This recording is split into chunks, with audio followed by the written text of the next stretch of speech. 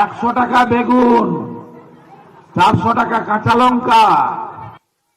আমাদের উন্নয়ন বাংলাতে আপনাকে স্বাগত। আপনার নাম কি জানতে পারি? হ্যাঁ, অবশ্যই। আমার নাম আলো শেখ। আলো শেখ, আপনাকে একটা প্রশ্ন, যে এই যে শুভেন্দু অধিকারী বলছে মমতা 500 টাকা দিচ্ছে লক্ষ্মী ভান্ডার, শুভেন্দু অধিকারী ক্ষমতা এলে বলছে 2000 টাকা দেবো, আর এখন তো 100 টাকা কেজি বেগুন, 5 কেজি বেগুন কিনলেই তো 500 টাকা শেষ, আর এখন 450 টাকা কেজি লঙ্কা। তো এই সম্বন্ধে আপনার কিছু বক্তব্য থাকলে আপনি বলেন। তো এই কথা এখন তো বলেনি, এই কথা তো বলেছিল পঞ্চায়েত ভোটে। এখন তো শুভেন্দু অধিকারী বলেছে 3000 টাকা করে দেবো। হ্যাঁ, আগে আপনি 2000 টাকার ব্যাপারে বলুন, তারপরে 3000 টাকা নিয়ে আসছি। হ্যাঁ, ভালো কথা। 2000 টাকা করে দেবে বলেছে, দেখ না। কিন্তু ওই যে বলছে 500 টাকায় 5 কেজি বেগুন, ঘুরে আবার যেমন 2000 টাকায় 5 কেজি বেগুন হয়ে যায় না, আর লঙ্কা যেমন 450 টাকা থেকে 850 টাকা যেমন না হয়ে যায়।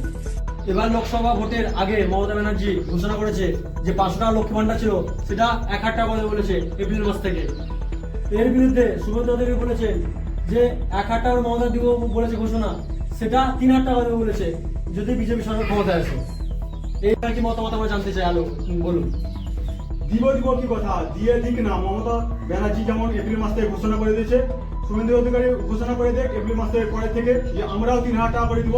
ক্ষমতায় এলে কি কথা, এখন কি ক্ষমতায় শুভেন্দু অধিকারী আর নেই? কেন শুভেন্দু অধিকারী লোকসভা ভোটে জিতলে কি মুখ্যমন্ত্রী গঠন করবে? লোকসভা ভোটে জিতলে সে প্রধানমন্ত্রী গঠন হয়। তা প্রধানমন্ত্রী তো এখন সে বিজেপি সরকারই আছে, অর্থাৎ বিজেপি সরকারই ক্ষমতায় আছে না। দিব করে কাজ হয় না, এখন দিতে হবে।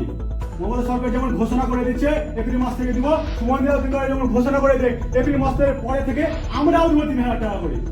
আর শুভেন্দু অধিকারী শুধু মমতার প্রকল্প লক্ষ্মী ভান্ডারী দেখতে পেয়েছে, আরো তো মমতার প্রচুর প্রকল্প রয়েছে, যেমন কন্যাশ্রী, ঐক্যশ্রী, যুবশ্রী, ইমাম ভাতা, এসব গুলোকে বাড়ানো হোক।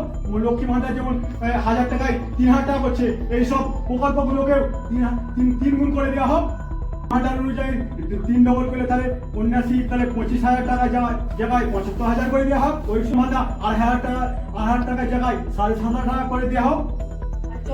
এইসব প্রকল্প যদি বিজেপি সরকার 3 গুণ করে দেয়, তাহলে বিজেপি সরকারের পেন ঢিলা হয়ে যাবে। আর বিজেপি সরকারের পেন ঢিলা যদি না হয়ে যায়, তো জনগণের পেন ঢিলে হয়ে যাবে। জনগণের পেন কেন ঢিলে হয়ে যাবে আরো আপনাকে জানতে চাই। বিজেপি সরকার কি আবার নতুন করে মেশিনে টাকা চালিয়ে জনগণকে দিবে? সেই জনগণের নিয়ে জনগণকে দিবে, তখন আবার সে মাথা থেকে যখন দিবে টাকাটা, তখন জনগণ বলবে যে আমাদের 500 টাকায় ঠিক ছিল।